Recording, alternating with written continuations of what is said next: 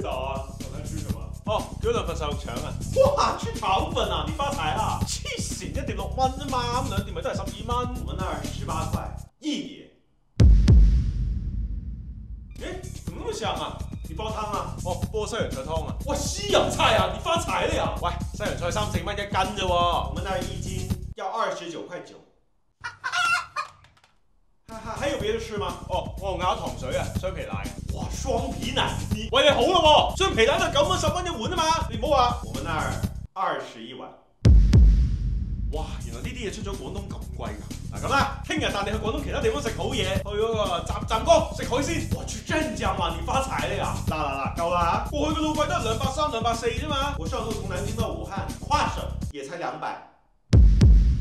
或者我去深圳啦，70幾蚊半個鐘直達。我從上海到蘇州也是半個小時，才30。我出廣東反而平咗啊！